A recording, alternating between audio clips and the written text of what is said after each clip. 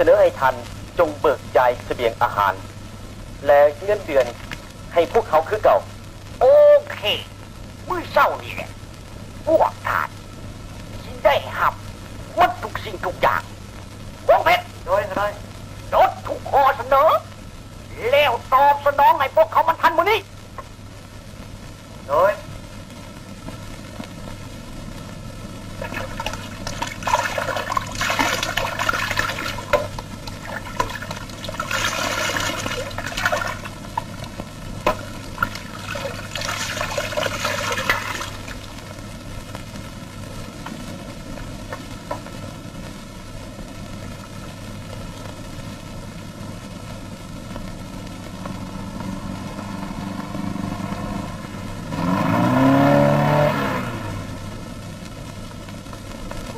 โอ้ยมาตายน้องเห็ดซะเอื้อยังออกลูกใหม่ๆได้แล้วยังบ่มีแรงเถื่อมื้อนี้เอื้อไขหลายแล้วเด้น้องก็มีเรียกเฮ็ดตั้งหลาย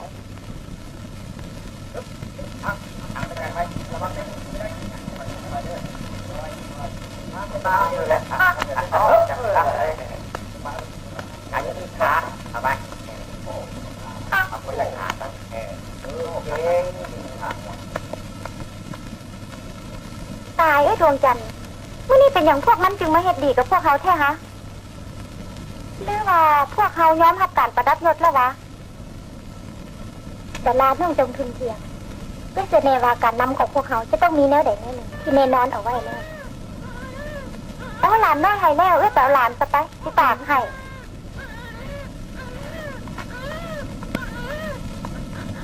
โอ้ลูกอย่าให้นะโอ้อย่าให้เลยโอ้อย่าให้เป็นดีของเราให้เป็นอย่างลูกเป็นเรื่องให้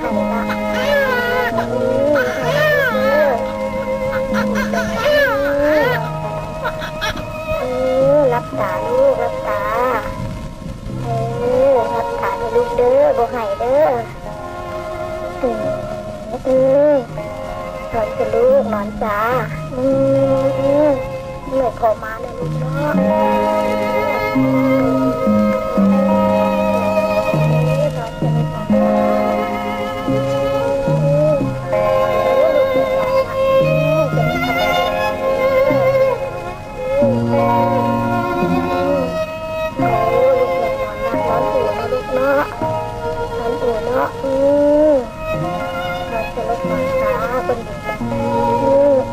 นอนจ้ะ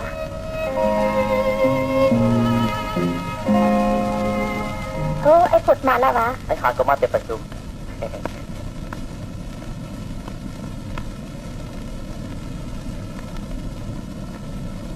ไอ้ฝุดไอ้เบิ่งไหมดังมันคือไอ้บุพิษได้หันสั้นดาวาโอ้ลูกเอ้ย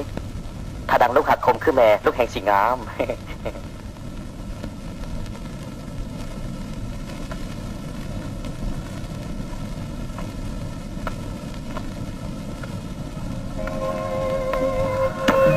ไอ้ฝุด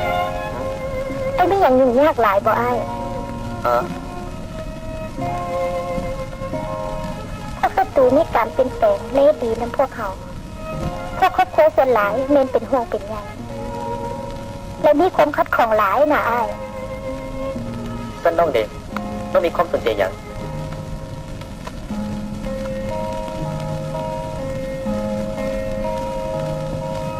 น้องเสือมันไอ้และบรรดาพนักงานนำแล้วน้องคิดว่าคงจะบ่ตัดสินใจผิดต่อเส้นทางที่สองผัวเมียพวกเขาได้ผ่านมาเป็นเวลาหลายปีขอบใจเนี่ยครับเงื่อนพวกเขาได้เห็นดีตกลงกับการประดับยศทันแล้วพวกมันจึงเห็นดีกับพวกเขานะแต่พวกมันคงจะเห็นดีกับพวกเขาตลอดไปดอกเป็นแท้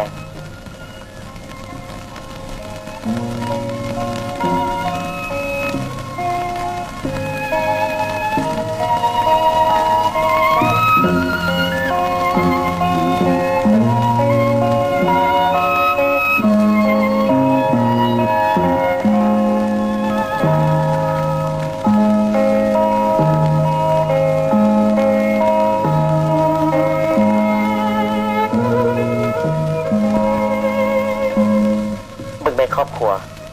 ผมเป็นเด็กน้อยอยู่นำพวกเขามีตั้งห้อยกว่าคน ขณะที่นำพวกเขาได้ตีราคาการเสียสละถึง1/3ในการตีพาวงล้อมของพวกศัตรูพวกเขาจะเห็นเท่าใดกันล่ะ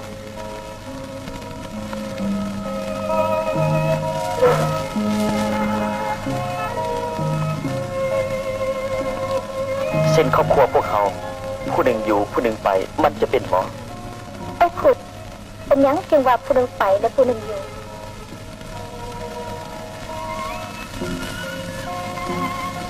พวกผัวเมียพวกเขาดีแล้วอยู่ก็ต้องอยู่น้ำกัน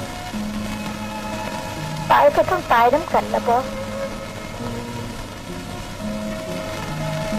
พวกน้องและบรรดาพนักงาน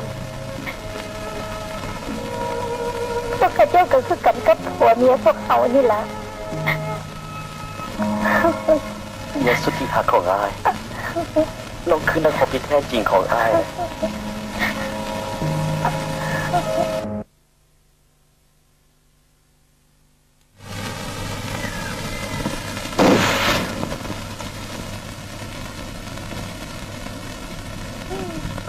ป้ายังบ่ถือ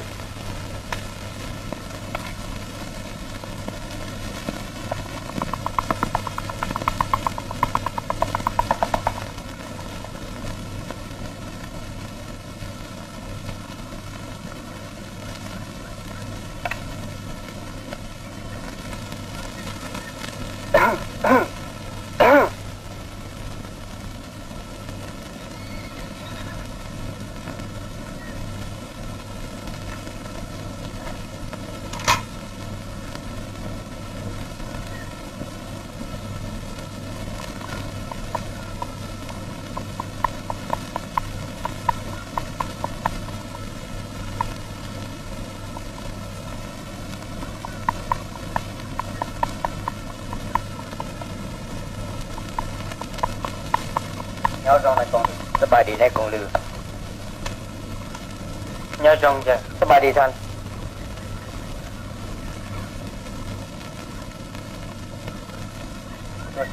คนมายามพี่น้องอยู่เขตนี้ได้ยินเสียงปืนคิดว่าคงจะแมนเจ้ากำลังลาเนื้ออยู่ที่นี่แล้วข่อยก็เลยมาถามข่าวสบายดีท่านรับผู้เดียวบ่มุเชียกูเตือนเด้อโอ้สบายดีทหารโอ้สบายดีทหารขอบใจ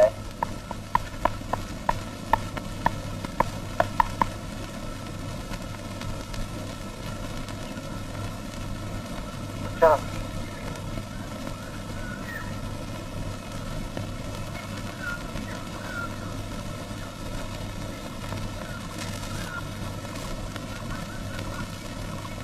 เราพูดอย่างผมข้าวมาตีกันเป็นเรื่องที่แบบเอามาเล่นด้วยเหมือนกันเนาะ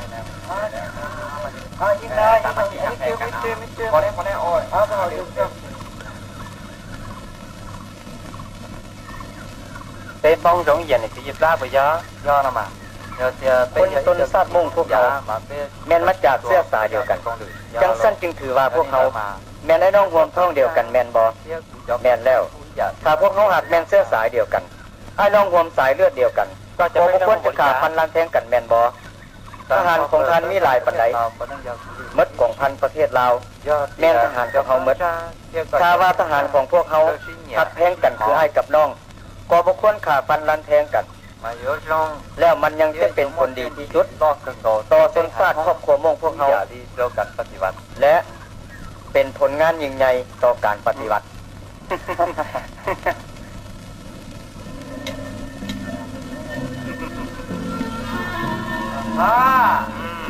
นี่เมียพันธุ์มาทำด้วยเสพเลยได้ทันขนาดนั้นอันเดินทางคนละได้เสียงขับประธานกับตอนเอ้าคิดซอยอ้ายเลยทานทั้งหลายฟังข้าพเจ้าบอกก่อนขอรายงานทานกระเด็ดเมื่อคืนนี้มีพวกประเทศลาว50 กว่าคนย่อมเอาอาการประดับยศตื้มดีหลายจะไปสถานการณ์เดียวนี้โอ้พวกมันดีใจหลายพากันป้อนระบบอย่างหมดซื่นดีใจหลายเนาะดีหลายเอาพวกเขา มาดื่มเพื่อฉลองชัยชนะของพวกเขา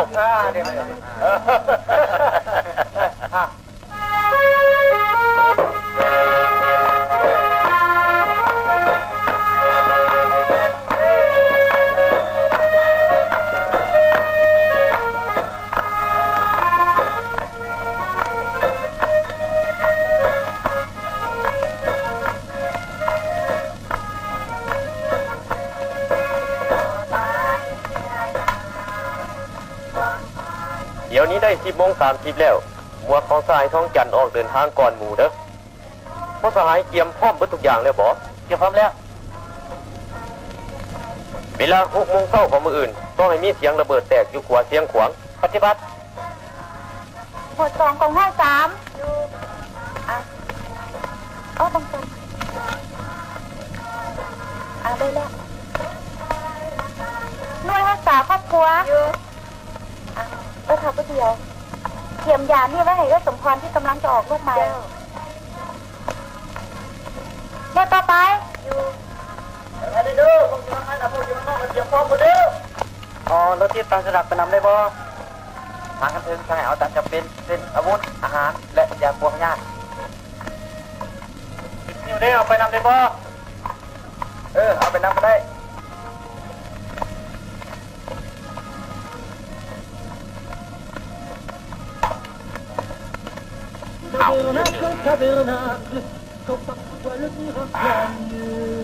มืออื่นนี่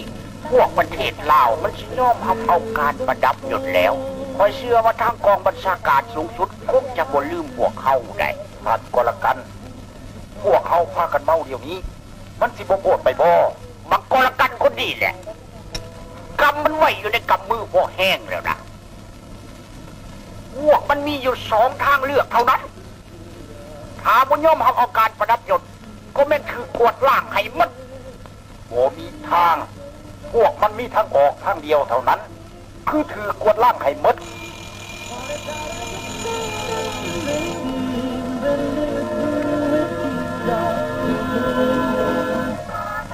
เห็นท่านพันตรีก็แล้วกันขอรายงานตื่นเกี่ยวกับผู้สมัครรับประกันประดับยศปัจจุบันนี้ได้เพิ่มขึ้นตื่นอีก300 คนแล้วหมายก็ว่าคืนนี้เห็นดีเกือบหมด เจ้าอวยพรให้ชัยชนะพวกเขานอนรับฝันดี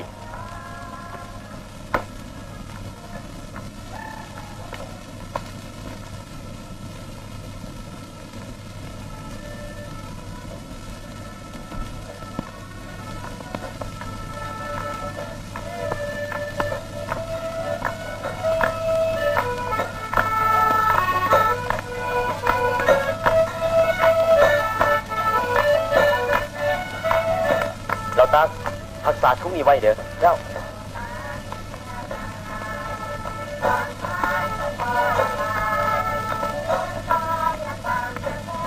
บรรดาสหายที่หักแพงทั้งหลายอีกบนใดนาทีพวกเขาก็จะออกเดินทางจากที่นี่แล้วก่อนพวกเขาจะออกเดินทางเขาขอตั้งหน้าให้คณะหักและกองบัญชากองพันขอแจ้งให้ทราบว่าพวกเขาได้เข้ามาบนนี้ด้วยความสมัครใจและตามสัญญาที่ได้เซ็นกันแต่พวกศัตรูก็อยากจะให้พวกเขายอมจำนนภายใต้แสงสว่างของศูนย์กลางหักและคำสั่งสอนของบรรดาสหายผู้นำพวกเขาบ่มีเส้นทางได้เลือกนอกจากต่อสู้เพื่อบรรลุเป้าหมายขั้นสุดท้ายทุกคนเริ่มออกเดินทางได้แล้วกองร้อยที่4ใครทางออกก่อน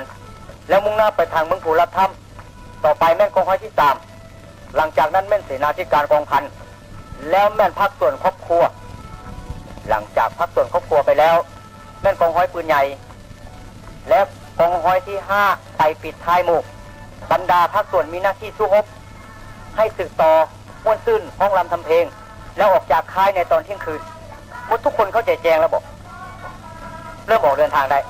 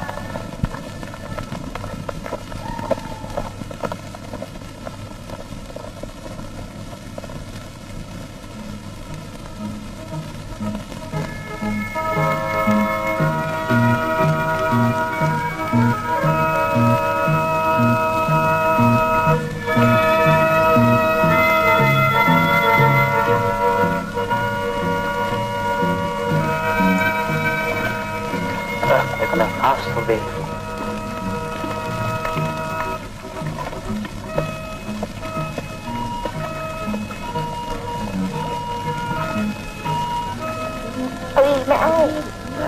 พอแล้ว เอาอีกนะเอา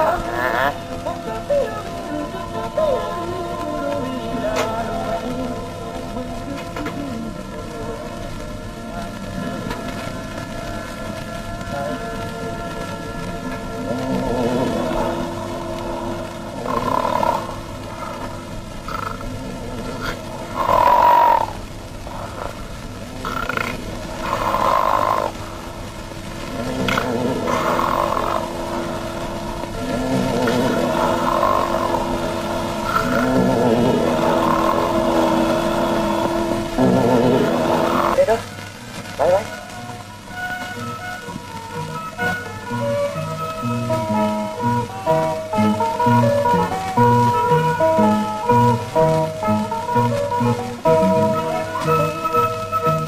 ไม่ต้องจำด้วยไปดิโอ้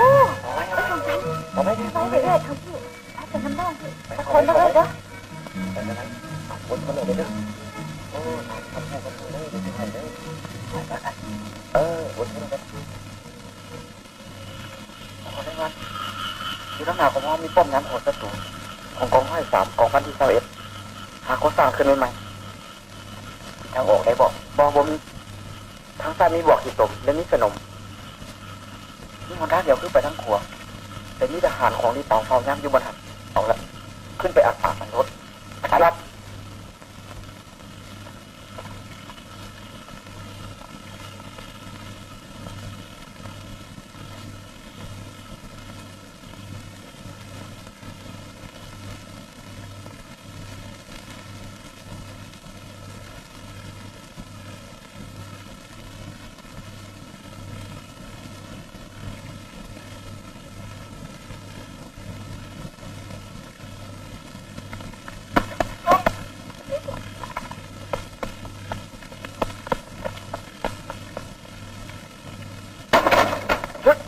ยกมือขึ้น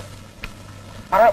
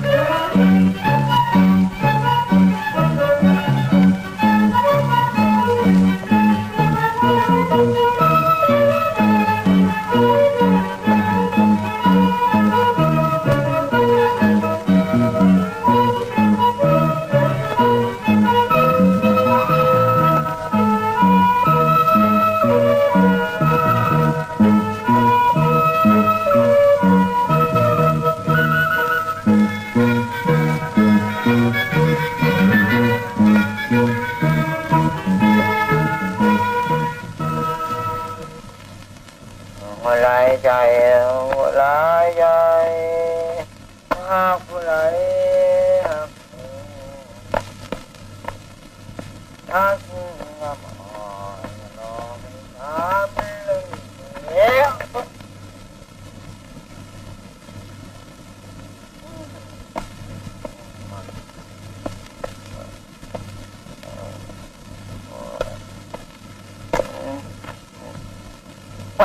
มามีทางแล้วตัวนี้มันค่ายทหารประเทศลาว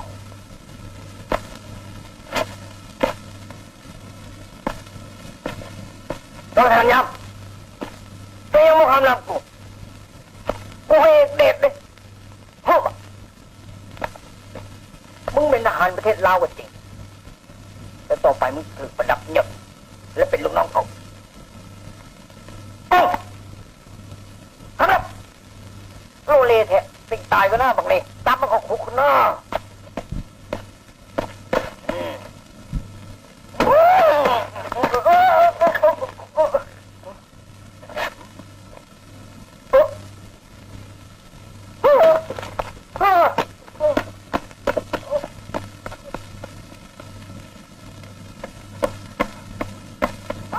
ทั้งคนละกันอยู่ไส บ่ฮู้เฮ้ยเอ้ย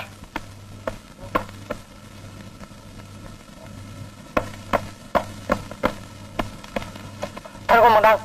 ท่านคนมองดังลูกทหารประเทศลาว ทหารประเทศลาวไม่หยังก่อนทั้งหมดพวกมันเห็นดีแล้วแมนบอดีหลาย หมดฮะคนมองดังพวกมันหนีหมดแล้ว พวกมันหนีไปหมดแล้วหนีไปดี